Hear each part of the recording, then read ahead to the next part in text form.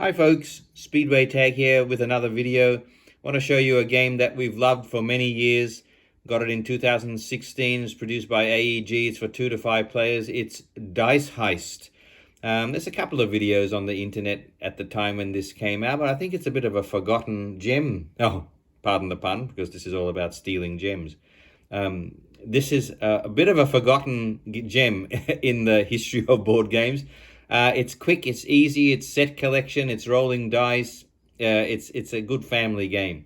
So quickly show you this, and hopefully maybe you can reacquaint yourself with this game somewhere and give it a try. This is about taking on the role of a thief, an art thief, and you are trying to hit these 4 museums: the Hermitage Museum in St. Petersburg, the Metropolitan Museum in New York, the British Museum in London. Oh, look at that, T, and the Louvre Museum in Paris. And so that's how you start the game. This game is running, is sort of halfway in already, sort of. But you start the game with those 4 museum cards at the top. There won't be anything underneath here. These cards start lining up underneath the museums as you draw cards from the deck. You've got a pile of white dice, which are your thief sidekicks, people you can recruit to help you in your criminal activity. And the black die is you, basically. So each player gets 1 black dice representing yourself as a thief. And as I said, at various stages during the game, you might be able to recruit a sidekick or 2 to help you knock off these museums. Okay, so on a turn in Dice Heist, as I said, this game, I've just set this up as if it's been going for a while, but on a turn, what you would do, you would just take the top card of the deck, have a look at what museum it should be placed under, and that symbol there is telling us that it needs to go, see, it matches the icon up there. It has to be placed under the Louvre Museum in France, in Paris, and that would go there. So that's the first thing you do in your turn. You add cards to the heists, if you like. In other words, the two items underneath the Hermitage Museum are what's up for stealing at the moment. These 3 cards, which are underneath the Metropolitan Museum, what's up for stealing from that museum this particular turn. The cards that will turn up, there's 3 different types. There's artifacts that look like this, and they'll have an artifact icon there. And if there's a plus sign when you draw the card and place it, you just place a second card, which is really cool. So this is another set of artifacts. You can see the icons there, and that's just saying that there's 2 on the 1 card, so they're worth 2 points instead of 1. There's another artifact in the Metropolitan Museum. It's got 2 artifact icons, which means it's worth 2 points at the end of the game. So artifacts is the first kind of card that will come out. Gems are the others. Gems are your set collection, one of the things you're set collecting.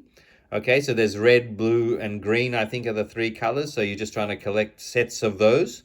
There's a blue gem here underneath the British Museum. Okay, and there's one of the blue gems. And so gems are the second kind of card that will come out. When you collect them at the end of the game, as I said, with the artifacts, they're just worth points depending on how many artifacts is on each card. So that's worth 2, that's worth 1. With the gems, let's say I collected 3 blue gems. The first one's worth 1 point, the second one's worth 2 points, the third one's worth 3 points, and so on. And then the third type of card that you can steal from these museums are paintings. I love these. The artwork's really great on this in this game. The paintings are all individual, and they're really clever. They're just funny takes on famous paintings, as you can tell with this one. 20 million for this one if you steal this painting. You're not set collecting the paintings. What you're doing there is whoever's got the most expensive and valuable set of paintings stolen at the end of the game will get 8 points, and whoever's got the second most valuable set will get 4 points. So you just total up the dollar value of your paintings at the end, and if you've got the biggest dollar value, you'll get those 8 points. So all right, so artifacts, gems, and paintings is what you're trying to set collect by performing heists on these museums. Okay, so how do you do that? So as I said, at the start of your turn, you draw a card from the deck, You put it in the correct row based on its what museum it should go in. When that deck's run out and everything's been stolen, the game ends. Okay, so that's the first part of your turn. You just draw a card, put it in the right row. Then your second part of your turn is you either do that, and then you can do, well, first of all, you draw the card and put it in there. Then you've got two choices. Are you going to try and perform a heist by rolling dice to try and steal from one particular museum? Or instead of performing the heist that turn, you can take one of the white dice. That's a sidekick. So maybe this turn I would take a sidekick, because then the more sidekicks you have, the more you roll, you can roll more dice and it increases your chances of having a successful heist. So if I didn't take a sidekick and I decided to perform a heist, I've only got one dice to roll. But if over a couple of turns I forego heists to collect a sidekick dice, then I might have actually, after 2 turns, I might actually have 3 dice to roll, which will make it a lot easier to perform a heist and be successful. How are you successful at performing a heist? Well, you choose a museum that you want to hit, and then you have to roll higher than the security value of that museum. Okay, the security value of the Hermitage Museum is 2. Great artwork again, can I say. Really, really cool. The cards are not linen finish, but they're good quality cards. So if I wanted to hit the Hermitage Museum, it's got the lowest security. It's got a 2 there. Okay, so I would have to roll my dice, whether I've got 1, 2, 3, or however many dice I've got. And if any one of my dice, a number turns up that is higher than the 2, then I've performed a successful heist, and I would get all the cards that are underneath that museum, and I'd start my set collecting. Okay, a little bit harder here with the Metropolitan Museum. The security level is 3, so the dice I roll, one of them has to show a 4, 5, or 6. And if I do, then I get whatever's underneath here. And as you see, the security level goes up till you get to the loo, and you have to roll a 6 in order to get what's underneath there.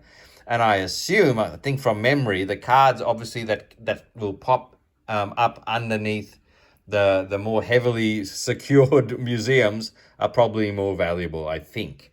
Okay, so as you can see, with just one dice, if I try to hit the British Museum because I'm collecting red gems or blue gems, with one dice, I've got to roll a 5 or a 6. But if I've got sidekick dice, I forego turns to get more dice in my hand to roll, then I've got a better chance of rolling more than a 4, for example, here, or actually getting 6s. And if I am successful, if I rolled I rolled a 4 and a 2, so I wasn't successful if I was going for this museum. In that case, you actually keep your sidekick dice. But if I was successful and I rolled a 6 here and a 4, if I was successful, well, my 6 is higher than the 4, so I would get everything underneath that museum. But then you give up your sidekick dice. Once you're successful, you give him up, and then you have to collect another one. And that's really cool. I love the idea of rolling dice and just trying to get a value. I know it's a very simple mechanism, but when everybody's doing it, it's really fun, and there's a lot of shouting, and especially when there's a lot of important things on offer that you want to collect. So at the end of the game, you'll have a collection of artifacts. Hopefully you'll have a collection of paintings. You'll have some good sets of your gems in front here. And then you just total up at the end, and whoever wins, wins. It's a really simple game, but all ages can enjoy this because, I mean, how much easier can it be to say, okay, I've got to roll higher than a 2 to get the cards underneath here. I've got to roll a 6 to get the cards underneath here. And there are some interesting choices too. I like that choice of foregoing turns to build up your army of sidekicks to make it a lot easier. When you start realizing what people are, how far along they are in getting some good quality paintings and good value for them, you start saying, oh, I can't let them have that painting. I'm going to have to hit that museum to stop my opponent from getting that painting. Otherwise, they're going to get the 8 points at the end. Gems, there's only 21 gem cards in the deck, so yeah, you're trying to there the big points on offer there if you can get a 2 or 3 in a set. As I said, the first one's worth 2, the first one's worth 1, the second one's worth 2, the third one's worth 3, and the fourth one's worth 4, and so on. So big points on offer there also with the gems. So there are a couple of some really nice decisions to make. And I also love the push your luck where you think, oh, look, to hell with it. I've just got one die. If I can roll a 6 on this one die, I might get exactly what I need to put me in front here. So those sorts of push your luck decisions are a lot of fun. Dice Heist is the game.